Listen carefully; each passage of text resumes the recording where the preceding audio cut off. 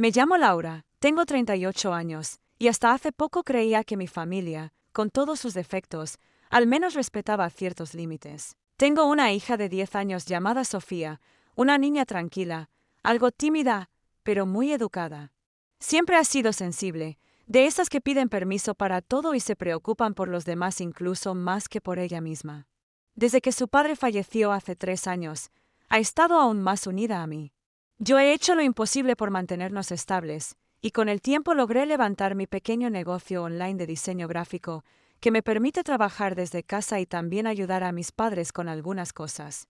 Entre esas cosas, algo que ellos nunca pidieron directamente, pero que aceptaron con gusto, fue el pago de la hipoteca de su casa.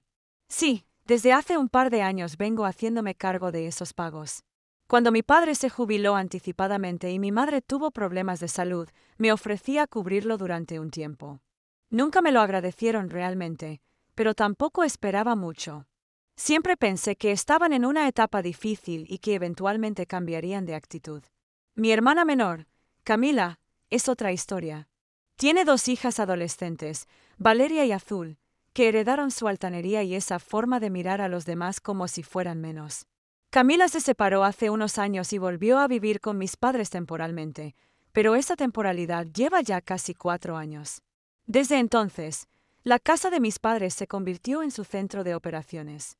Siempre que iba a visitarlos, notaba que Camila había tomado el control de todo, el comedor era suyo, sus hijas dejaban mochilas y ropa tiradas por donde caminaban, y mi madre ya no se sentía con autoridad ni para encender la televisión. Yo trataba de no involucrarme demasiado.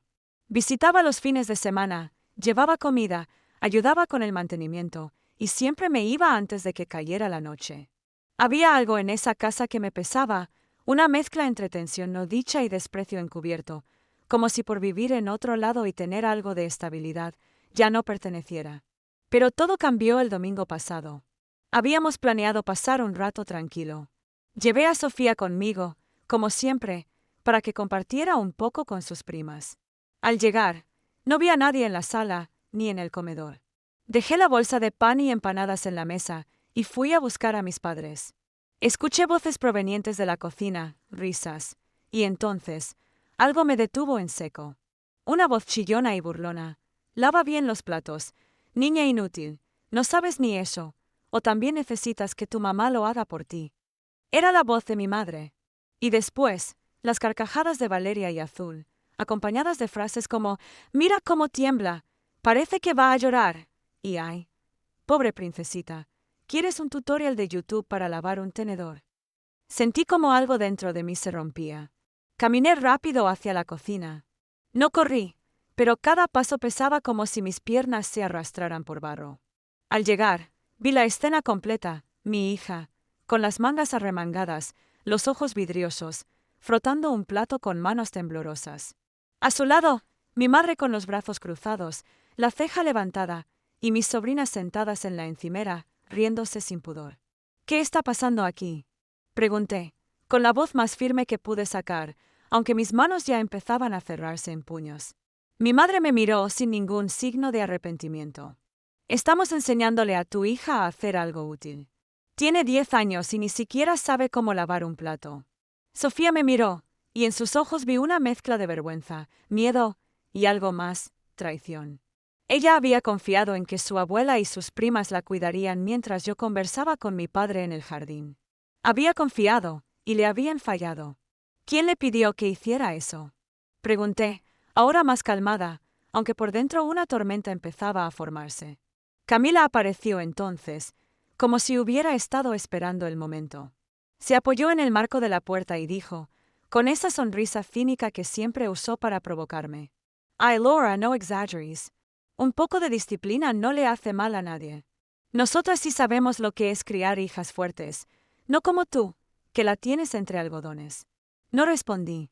Solo tomé la mano de Sofía, le dije que fuera a buscar su abrigo, y esperé en silencio mientras las otras 3 seguían murmurando. En ese instante, mi padre entró también, miró la escena y no dijo nada. Ni una palabra. Bajo la vista. Como siempre. Salí de esa casa sin mirar atrás, con Sofía aferrada a mí, y una idea fija en la cabeza: Esto no se podía quedar así. No por venganza, al menos no todavía, sino por justicia. Porque si no ponía límites ahora, lo que habían hecho con mi hija sería solo el principio. Esa noche no pude dormir. Me senté frente al ordenador y empecé a revisar los documentos de los pagos que hacía para la hipoteca. Me di cuenta de que ya llevaba 28 cuotas pagadas. ¡28! Era más de lo que jamás había gastado en mí misma. Cada una de esas cuotas había sido una muestra silenciosa de cariño hacia una familia que claramente no lo merecía. Lo que siguió fueron días de papeles, consultas con mi abogado, un viejo amigo de la universidad que me debía algunos favores, y un plan meticuloso que se fue armando con la precisión de un reloj suizo. Y cuanto más avanzaba, más tranquila me sentía. No era rabia, era determinación. Porque si ellos no sabían lo que es el respeto, yo se los iba a enseñar. Y justo cuando creyeron que todo seguía igual, una carta certificada llegó al buzón de la casa que tanto despreciaban. Pero no sabían que pronto iban a extrañarla más de lo que podían imaginar. El aviso llegó un martes por la tarde. Yo lo sabía porque, aunque me prometí a mí misma no volver a poner un pie en esa casa, aún tenía contactos en la misma calle, vecinos que alguna vez fueron mis amigos de infancia y que sabían que algo no andaba bien con mis padres y mi hermana. Uno de ellos, la señora Marta, me mandó un mensaje corto. Llegó un papel oficial a casa de tus papás. Todos salieron alterados. ¿Todo bien, querida? Sonreí. Sí, todo iba perfecto. La carta era una notificación legal. A partir del próximo mes, los pagos de la hipoteca dejarían de cubrirse automáticamente. Y como el préstamo estaba a nombre de mis padres, ellos tendrían que asumirlo nuevamente. Tenían 30 días para encontrar una solución, o la propiedad entraría en proceso de embargo. Yo no hice nada fuera de lugar. Simplemente dejé de pagar. Nadie me obligó a mantener esa casa. Ningún papel me ataba. No existía un contrato ni una promesa escrita. Solo una hija ingenua que creyó que podía ayudar sin ser pisoteada a cambio. Los días siguientes fueron un festival de llamadas perdidas. Primero mi madre, luego mi padre, después Camila. Incluso Valeria, la mayor de sus hijas, me mandó un mensaje por WhatsApp. Mi abuela está muy nerviosa. ¿Podés hablar con ella? Está llorando. Me dolió por dentro. Claro. No soy de piedra. Pero me recordé a mí misma que la misma mujer que hoy lloraba había humillado a una niña de 10 años, su nieta, solo para sentirse superior. Y eso no se borra con lágrimas. Ignoré todos los intentos de contacto. Cada mensaje, cada llamada, cada voz en el buzón. Estaban desesperados, pero no tanto como lo estarían una semana después. Camila fue la primera en perder los estribos. Me escribió un correo largo, lleno de reproches, diciendo que era una desagradecida, que lo había hecho todo por rencor, que mis acciones eran infantiles y que estaba destruyendo la estabilidad de toda la familia.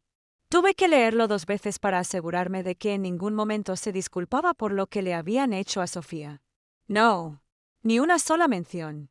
Solo una frase me llamó especialmente la atención. ¿Acaso no te importa que tus padres se queden sin casa? ¿Qué van a decir los vecinos cuando se enteren que su hija los dejó tirados? Ahí me di cuenta, no les dolía perder el techo. Les dolía el que dirán. El estatus. El orgullo de aparentar una estabilidad que no era tal. Para ellos, la familia era solo un decorado que debía lucir bien hacia afuera, aunque por dentro estuviera podrido. 2 semanas después, me enteré de que empezaron a buscar departamentos en alquiler. Camila hizo una publicación privada en redes sociales, que alguien me reenvió, por supuesto, preguntando por un piso amplio, en zona tranquila, con espacio para 3 y con posibilidad de mascotas. Pero los alquileres en la zona norte no eran precisamente baratos, y ya no contaban con la tranquilidad de vivir sin pagar nada. El proceso fue rápido. En menos de un mes, la cuenta hipotecaria entró en mora. Les llegó la notificación formal de embargo, con fecha límite para abandonar la propiedad. Mi padre fue quien terminó firmando la aceptación, con un trazo tembloroso y sin mirar a la cara al funcionario del banco. Camila no asistió. Mi madre se encerró en su cuarto ese día y no salió. Finalmente, así marcharon. No a un barrio lujoso, como estaban acostumbrados, sino a uno que Camila solía despreciar con frases como «Ahí vive gente sin aspiraciones» o «No entiendo cómo alguien puede sentirse cómodo en esa zona». Ironías de la vida. Un departamento pequeño, en un tercer piso sin ascensor. 2 habitaciones y un balcón diminuto que da a un estacionamiento. Ya no hay jardín. Ya no hay comedor amplio para las fiestas que organizaban sin invitarme. Ya no hay espacio para creerse superiores. Pero lo más importante es que ya no tienen acceso a Sofía. Porque yo también cambié. Me volví más firme, más protectora. Tomé la decisión de alejarme por completo. Corté el contacto. Incluso cambié de número. La última vez que los vi fue desde el auto, a distancia, cuando salían de un supermercado con bolsas del descuento. No fue una victoria que celebré con champán ni risa malvada. Fue una victoria silenciosa. De esas que se sienten en el pecho, como una respiración profunda después de años aguantando. Porque no se trataba solo del dinero, ni de la casa. Se trataba de respeto, de poner un límite, de proteger a mi hija. Y cuando, meses después, Camila me mandó una carta escrita a mano, con letra temblorosa y muchas palabras que jamás había escuchado salir de su boca, palabras como perdón y me equivoqué, supe que finalmente habían tocado fondo. Pero aún no la abrí. Está guardada en mi escritorio. Porque antes de decidir qué hacer con ella, necesito responderme una sola pregunta. ¿Se merecen una segunda oportunidad? La carta estuvo semanas sobre el escritorio, justo al lado de la lámpara de lectura que rara vez encendía. La primera vez que la tomé en mis manos fue por pura curiosidad. La letra era definitivamente de Camila. Siempre tuvo una caligrafía marcada, casi obsesiva, con esas letras redondas y prolijas que parecían salidas de una libreta escolar. El sobre no tenía remitente, pero alguien lo había dejado en la recepción de mi trabajo. Lo supe porque Clara, mi asistente, me lo entregó con una ceja levantada y una sonrisa tensa. Lo dejó una chica joven, pelo oscuro, delgada, no me quiso decir su nombre. Solo dijo que era importante. Sabía que era Valeria. Era la única de las tres que aún tenía algo de sentido común, aunque lo ocultara bajo una máscara de sarcasmo adolescente. Durante días, no dejé de pensar en la carta. No la abría, pero la presencia de ese sobre blanco, tan simple, tan quieto, me obligaba a enfrentar emociones que había encerrado con llave. Parte de mí quería leerla. Quería saber si por fin había un atisbo de autocrítica, si acaso Camila había comprendido lo que hizo. Pero la otra parte no estaba lista para ver cómo intentaba justificarse, o peor aún, cómo pedía ayuda disfrazada de disculpa. Mientras tanto, la vida con Sofía empezó a cambiar. Desde aquella visita a casa de mis padres, había estado más callada. Ya no canturreaba cuando lavaba los platos. Ahora en nuestra cocina, conmigo a su lado, ni me preguntaba si podía ayudarme con las tareas de casa. Se volvió más silenciosa, como si algo se hubiera apagado. Y aunque trataba de ser fuerte frente a ella, no podía dejar de culparme. Le fallé al permitir que estuviera en ese ambiente. Le fallé por confiar demasiado en una familia que nunca cuidó lo que realmente importa. Un viernes por la noche, estábamos viendo una película en el sofá cuando de repente me preguntó: «Mamá, ¿ya no vamos a ir más a casa de los abuelos?». La pausa fue tan larga que el sonido de la película se volvió ruido blanco. «Respire hondo». «No, mi amor. Ya no vamos». Ella bajó la vista, como si hubiera esperado otra respuesta. Pero luego asintió con la cabeza. Murmuró un «está bien», y se acurrucó contra mi costado. No volvió a mencionar el tema. Ese momento fue decisivo para mí. No porque me hubiera dolido responderle así, sino porque comprendí que Sofía también necesitaba una señal clara. Necesitaba saber que yo estaba de su lado, que no iba a exponerla nunca más a esa humillación. Por mucho que doliera cortar con los lazos de sangre, mi prioridad era ella. Fue entonces cuando me decidí. No iba a abrir la carta. Pero no la tiré. Aún no. Unas semanas después, cuando creía que todo estaba más tranquilo, recibí un nuevo golpe de realidad. Estaba trabajando en la terraza cuando sonó el timbre. Miré por la cámara del portero eléctrico y me quedé congelada. Era mi madre. Más delgada, con la piel más apagada, el cabello desarreglado y los ojos cubiertos por unas gafas oscuras demasiado grandes. Por un instante pensé en no contestar, pero algo en su postura, los hombros caídos, las manos entrelazadas, me impidió simplemente ignorarla. «¿Sí?», pregunté por el micrófono, con voz neutra. «Laura, solo quiero hablar». Ay, minuto. Por favor. No abrí. Pero bajé. La encontré de pie frente al portón del edificio, con un abrigo viejo que antes habría considerado demasiado común para salir a la calle. No había rastro de la mujer orgullosa que años atrás me decía que debía cuidar la imagen familiar. Tampoco parecía la mujer que le gritó a una niña de 10 años por no lavar un plato a su gusto. Nos miramos durante unos segundos que se sintieron eternos. No venimos a pedirte nada, empezó ella. No quiero dinero. No quiero que pagues nada. Solo quería pedirte perdón, por lo de Sofía. Por todo. Sé que no estuve bien. Sé que nunca lo estuve. No respondí. Solo escuché.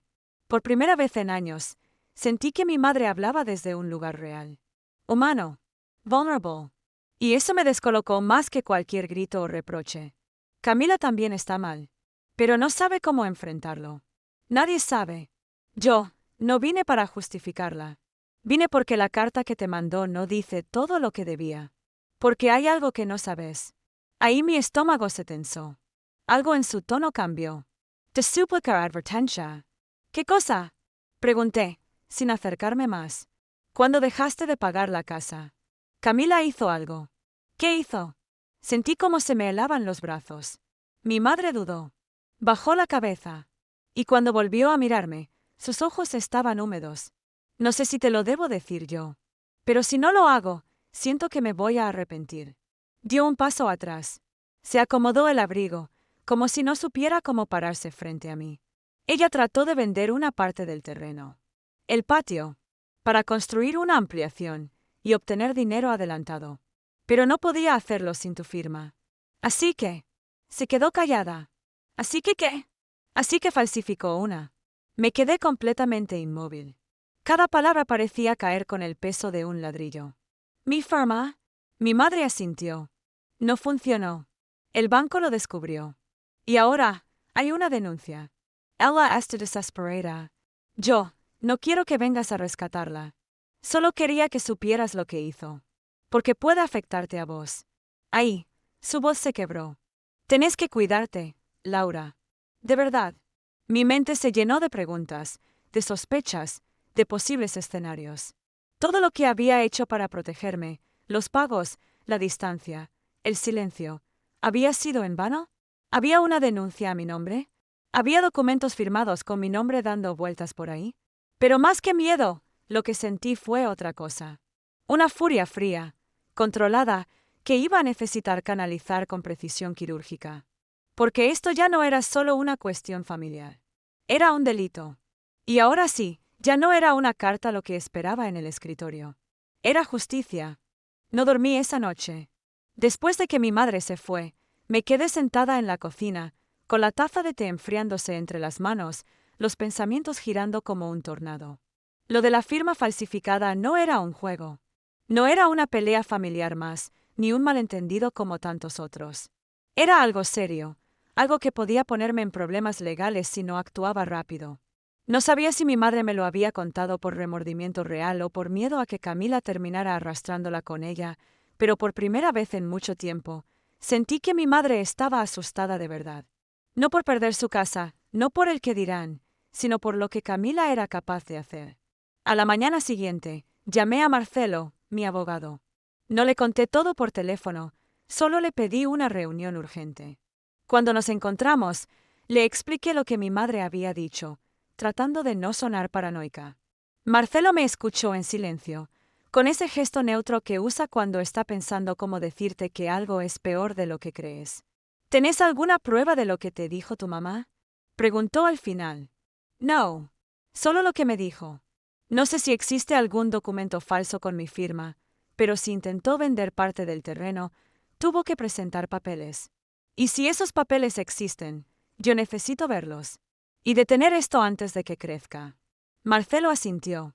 Tomó nota de todo y me prometió hacer averiguaciones discretas en el registro de la propiedad y el banco. Mientras tanto, me sugirió que no hiciera movimientos bruscos. Espera. A veces, lo que no se dice es más útil que lo que se dice. Si ella no sabe que vos sabés, va a cometer errores. Esa frase me quedó grabada. Y tenía razón. Los días siguientes fueron un extraño equilibrio entre rutina y tensión. Llevaba a Sofía al colegio, trabajaba como siempre, cocinaba, limpiaba, pero por dentro estaba en alerta constante. Mi celular no se despegaba de mí. Cada notificación podía ser un avance del banco, una actualización de Marcelo, o peor, algo nuevo de Camila. No tardó en llegar. El miércoles a media tarde, recibí un correo anónimo. No tenía asunto. Solo un archivo adjunto, una foto escaneada de un contrato de cesión parcial de propiedad. Mi nombre figuraba en la segunda hoja. Y ahí estaba mi firma. Solo que no era mi firma. Era una burda imitación. Ni siquiera habían hecho el esfuerzo de copiarla bien. El trazo era más recto, los bucles diferentes, la inclinación al revés. Lo más ofensivo no era la falsificación en sí, sino lo poco que se habían esforzado en encubrirla. Marcelo me llamó 10 minutos después de que le reenvié el archivo. Ya está. Con esto podemos actuar. ¿Ella va a ir presa? Pregunté, con un nudo en la garganta. Marcelo no respondió de inmediato. Se tomó su tiempo. No lo sé. Depende de muchas cosas. Pero si podemos frenar cualquier intento de venta, protegerte legalmente, y si quieres, iniciar acciones penales. Tenés todo el derecho. Colgué y me quedé sentada frente a la computadora, la foto de la firma falsa todavía abierta en pantalla. No sabía si llorar, reír o simplemente cerrar los ojos y no pensar en nada durante un rato. Camila había cruzado una línea que ni siquiera yo imaginé que cruzaría. Siempre fue egoísta, sí. Siempre buscó sacar ventaja. Pero falsificar mi firma, intentar vender parte de la casa que ella misma había dejado caer en deuda, eso ya no era simple codicia. Era desesperación, y era peligrosa. Y aún así, no me sentía triunfante. No sentía que iba ganando. Porque lo que estaba en juego ahora no era solo dinero, ni propiedad. Era mi nombre, mi integridad, mi seguridad. Esa noche, cuando Sofía se fue a dormir, entré a su habitación y me senté a su lado, acariciándole el cabello mientras respiraba suavemente. Pensé en lo cerca que estuve de exponerla a una familia rota, disfrazada de normalidad. Pensé en cómo Camila había sonreído años atrás, cuando le pedí que por favor no pusiera a sus hijas en contra de la mía. ¡Ay, Laurita, no seas tan intensa! Son niñas. Juegan así. Juegan así. Y ahora la mujer que jugaba así estaba enredada en una falsificación, una estafa y tal vez un proceso judicial. Pero aún no sabía que yo lo sabía. Y ahí estaba la ventaja. Decidí no confrontarla todavía. Dejé que pensara que seguía en control, que nadie había descubierto nada. Mientras tanto, Marcelo inició los trámites legales necesarios para invalidar cualquier documento sospechoso. También solicitó una revisión formal del intento de venta ante el registro de la propiedad. Pero lo más importante vino unas noches después. Me encontraba revisando papeles en el escritorio cuando recibí una llamada desde un número desconocido. Dudé, pero atendí. Era Valeria. Tía, no quiero problemas, dijo al instante, con voz temblorosa. Pero tengo que decirte algo. Mi mamá está planeando algo raro. Yo vi unos papeles en su cuarto. Y escuché que iba a intentar usar tu nombre otra vez. Dice que si te puede convencer de firmar algo, tal vez todo se soluciona. Pero no quiere que sepas que ya lo intentó antes. Mi estómago se encogió. ¿Convencerme cómo? Valeria guardó silencio. No sé. Pero la escuché decir que te va a visitar. Que viene a usar a la abuela. Que si logran que bajes la guardia, capaz podés arreglar las cosas sin saberlo. Ser los ojos. Sentí un calor en la nuca, una mezcla de rabia y miedo. Gracias por decírmelo, Valeria. De verdad. Yo no estoy de acuerdo con todo esto. Mamá está mal. Y la abuela también. Pero vos no te lo mereces. Colgué con un nudo en la garganta. Ya no era solo una amenaza lejana. Camila iba a venir. Iba a intentar meterse otra vez en mi vida, disfrazando su desesperación de reconciliación. Y esta vez, venía con un guión. Pero yo ya lo conocía. Y tenía el mío propio. Uno que no terminaba bien, para ella. No tuve que esperar mucho para que el plan de Camila entrara en acción. 3 días después de la llamada de Valeria, un viernes por la tarde, sonó el timbre de mi casa. Sabía que vendría. Estaba preparada. Dejé que la cámara del portero captara bien su imagen antes de contestar. Laura, dijo con una sonrisa fingida. ¿Podemos hablar? Solo quiero aclarar algunas cosas. Con vos y con Sophie, si es posible. Tenía el pelo recogido en un moño perfecto, ropa elegante, maquillaje impecable. Pero los ojos eran los de alguien que no dormía bien desde hacía semanas. Sofía no está, mentí con naturalidad. Y vos y yo no tenemos nada que hablar. Ay, por favor, suspiró. No seas así. Somos hermanas. Yo sé que las cosas se salieron de control, que hubo malentendidos, pero quiero arreglarlo. Podemos dejar todo esto atrás, ¿sí? Sabía exactamente a qué se refería. A su firma falsificada. A su intento de vender una propiedad que no le pertenecía. A su desesperación disfrazada de malentendidos. Bajé y abrí la puerta con calma. Camila, no estoy interesada en reconciliaciones. No después de lo que hiciste. ¿Qué hice? Fingió sorpresa, levantando las cejas. ¿Ayudarte a abrir los ojos? Porque si vas a ponerte así por no pagar más la casa. No me tomes por estúpida, interrumpí, con la voz seca. Sé todo. La firma. El intento de vender el patio. El contrato trucho. Tengo una copia. Tengo testigos. Y también tengo un abogado que ya presentó los documentos al banco y a las autoridades. Su rostro cambió en un segundo. Fue como ver una máscara caer. Primero incredulidad. Luego miedo. Y al final, furia. Valeria. Escupió, como si acabara de resolver un misterio. Fue ella. No. Siempre tan bocona esa pendeja. No. Fuiste vos. Vos fuiste la que se metió en esto sola. Y ahora vas a tener que enfrentar las consecuencias sola también. ¿Qué querés? ¿Ver presa? ¿Eso te haría feliz? ¿Eso querés para la madre de tus sobrinas? No quiero ver presa, Camila. Quiero que entiendas que hay límites. Y vos los cruzaste todos. Se quedó en silencio. Parecía buscar una última carta, algo para hacerme dudar, para manipularme. Como cuando éramos adolescentes y lloraba frente a mis padres para hacerme quedar como la mala. Pero esta vez no había nadie más para cubrirla. Te van a destruir por esto, dijo, casi en un susurro. No. Vos te destruyes sola, le respondí. Ser la puerta. Pasaron unos meses después de aquella conversación. El proceso fue más rápido de lo que imaginé. Marcelo actuó con eficacia. Presentamos la documentación al banco y a las autoridades, bloqueamos cualquier intento de transferencia o cesión del terreno y conseguimos que se abriera una investigación formal por falsificación de documentos y tentativa de fraude. Camila fue citada a declarar. No la acompañó nadie. Mi madre no se presentó. Valeria tampoco. Azul se había ido a vivir con su padre desde hacía semanas, harta de los gritos, las amenazas y la presión constante. La fiscalía consideró que la falsificación era grave, pero al no haberse concretado ninguna venta, y considerando que era su primera ofensa legal, no recibió prisión efectiva.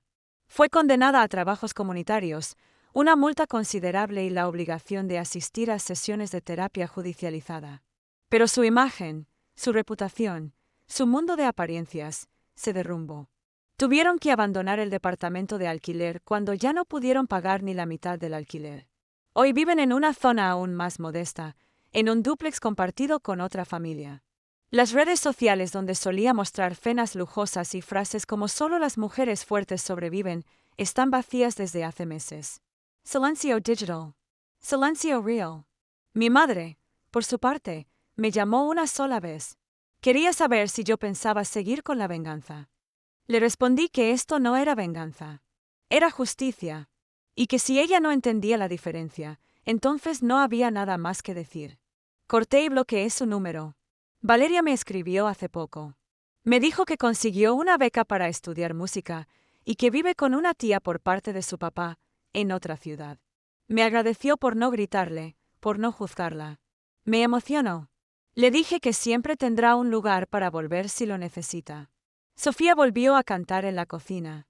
Volvió a ser ella misma. Y yo, por primera vez en muchos años, siento que respiro tranquila. No tengo a toda mi familia. Pero tengo paz. Y eso vale mucho más que cualquier herencia, casa o apellido. Porque cuando se trata de tu hija, no hay precio, no hay duda, no hay excusas. Solo una certeza. Nunca más permitiré que nadie le haga sentir que no vale. Nunca más.